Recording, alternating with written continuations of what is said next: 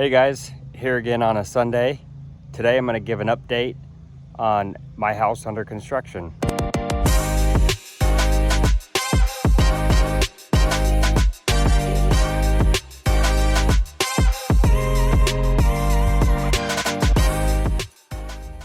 Right now we have most of the exterior insulation on. We are not putting exterior insulation on the garage part of the house. It's got a rain screen established with plastic. We used to rip the Coravent for our rain screen on the walls, but they are making the Coravent a little bit different now. Now using this plastic will accomplish the same thing. It makes for a small rain screen, which makes the trim details easier. We don't have to do anything different on the windows necessarily. So here you can start seeing how everything is going to come together. This is just the copper coming out for the mini split that's going to heat and cool the garage. Drain pipe there, everything is flashed, and got my mounting blocks ready to go on the siding, or actually it's incorporated with the siding, not really on it. Got another mounting block for this that will be for the cable. Here's the Arlington inbox. And before, when I showed this, you saw it sticking way out of the wall, but now with the thickness of the insulation and the thickness of the rain screen, begin to see how far it's going to stick out eventually. With the siding right here is going to be lap siding, so that's 3/4 of an inch by the time it laps. So the siding will end up being right about here when it's all done. I posted this on Instagram recently. I said that I would show how I deal with that big hole, and here it is. I went with the one hole, one wire method that Matt Reisinger has shown on his channel, and everything is liquid flashed and sealed, so that's airtight.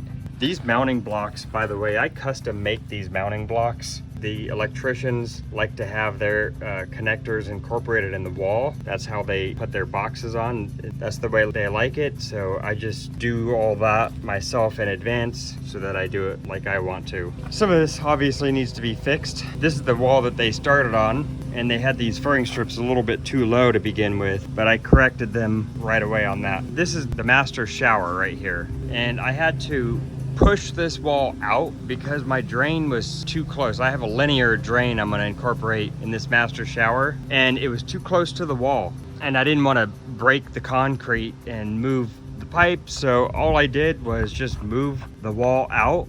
And because I have that insulation, everything will be flush. So on the outside, you won't even know that that wall is pushed out. I will have more insulation in those wall cavities, so that will sort of make up the difference of not having exterior insulation on that spot. All of these penetrations are flashed at the sheathing layer as the primary water and air barrier. But then after I put the insulation on the outside, I flash it again, but this is not for air sealing necessarily. It's just to manage water on this plane. It's just another water management thing. And again, here's mounting block. This is actually wire for the septic system, which we had that installed just this last week. Here's those spigots that you saw that were sticking way out. Now that the wall has thickness, you can begin to see how that's going to turn out. In the end, it's really only going to be a little bit of that sticking out. My dryer duct is kind of hidden away. I went ahead and zip taped the exposed polyiso. That's going to be a little bit exposed. I wanted to protect that. This is back porch area. This is where the outdoor kitchen is going. We do not have doors in yet. I mean, we don't have a lot of stuff yet. This is how the shower is coming along. We went ahead and did the shower, the mud bed, and I've got Schluter-Kerdi on that. This is a Flow Effects drain that I like to use that's compatible with the Schluter products. They also have a version of this drain that's compatible with the pre-sloped pans. I like the Flow Effects drains because in testing they have proven to do really well when submerged. But the reason I did this shower pan early on is because I wanted to go ahead and take that Kerdi up the zip wall, and then it's overlapped with tape. You can see the Siga tape, but then on top of that I've got zip tape overlapping that. So I've got everything overlapping properly. You know, on the bottom I've got my wall is going to be away from that back, so that, you know, any water that gets back there has plenty of drying space and is able to flow out and into that drain. We'll talk more about this shower as we progress. This is kind of what it looks like when, with the window bucks and insulation, turns out to be pretty much flush with the window bucks. This sconce light mounting block I had this here before the framers showed up because I wanted to show them how we're doing that before they showed up. And so they'll do those mounting blocks everywhere that we have a sconce light, which were a few of them. And then also we have those same mounting blocks will go on the floodlights as well. Originally I was gonna use a textured house wrap behind the polyiso, and then it was suggested to me that I use dabs of caulking or something on the wall instead to push that polyiso out. And so you can see those dabs here. I decided to go with that method because it seemed like it was going to be fast and easy, and really, in fact, it really was fast and easy to do that. I just had somebody in a matter of a little over an hour go around the whole house, put these dabs on, and then they knocked it down with a trowel to make sure that they were all coming out in equal distance. I don't think it's actually doing anything, to be honest. I liked the suggestion, but I don't think that these dabs are big enough to push the insulation out.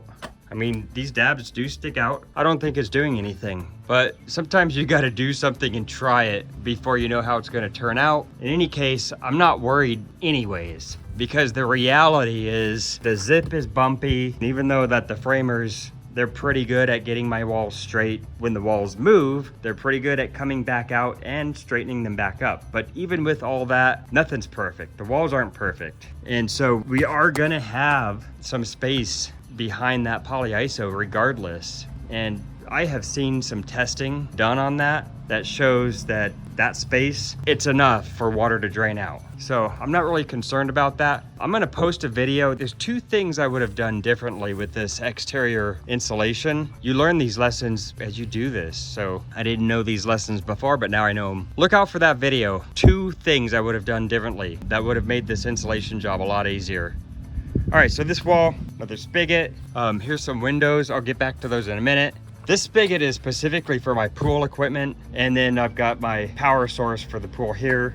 This is where the AC is gonna sit, so when they come and do the driveway, I'm gonna have them pour a pad here. It's gonna be a long pad, so that condenser will sit here, and then my pool equipment will sit here. Okay, so back to these windows. And the way that this is done, once the insulation is on, we'll do another piece of tape here, because I want this seal to be connected to the insulation so that whatever water would get back in here, which unlikely with all the redundancy that I have, but whatever water is gonna get back here, it's not gonna get caught here. It's gonna end up draining at this plane here, because I'm gonna have a piece of tape, and then we'll put another piece of stretch tape.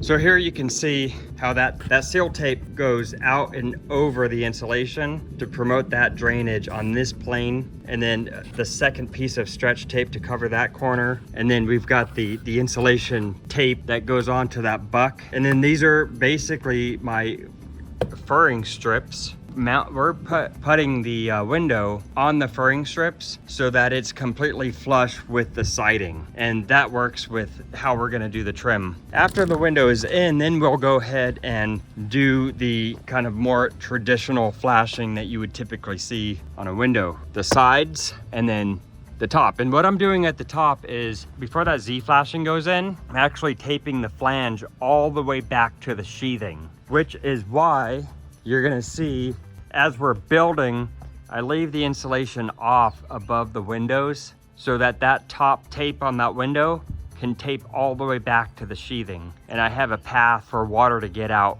Again, I mean, it's not likely I'm gonna get a lot of water up there, but you know, high performance is all about this kind of redundancy. So it definitely seems overkill. Once that tape is taped back there, then we'll put the Z flashing and then more tape. So lots of redundancy. And then once that's done, we fill in the insulation, fill in the furring strips. This outlet here seems like a strange spot for an outlet, but the reason that's there is this is for Christmas lights. It's kind of tucked away. It's hidden from this perspective, which is the perspective we're gonna have most of the time as we come to the front door. So it's behind that wall. But then that outlet will be on the same switch as I've got a soffit outlet that will go in there, and then a soffit outlet on the other side. Those soffit outlets and this outlet are on the same switch. So when we have Christmas lights on the house and Christmas lights, you know, decorations in the yard, I can just say, hey, Google, turn on the Christmas lights, and then have those turned on. I will talk about the smart home features as we get further along. Okay, so here's the front porch. We're getting a little bit further along. I do have this other version of furring strips on walls that are not conditioned space. Another update is that before, things were not connected with the HVAC in the attic, which is why I didn't go in the attic before, but it actually is all connected now. But this video is already getting a little bit long, so I'm gonna go ahead and do the attic as a different video. Next week, we'll have the siding on and paint, and then the following week, we'll probably be putting the roof on, and then we will get into some more details at that time. That's it, guys, for this update. It was kind of random, but just wanted to kind of show where we were at with things. Next video, I will focus in on something more specific. So we'll see you next time on Scott True Builds.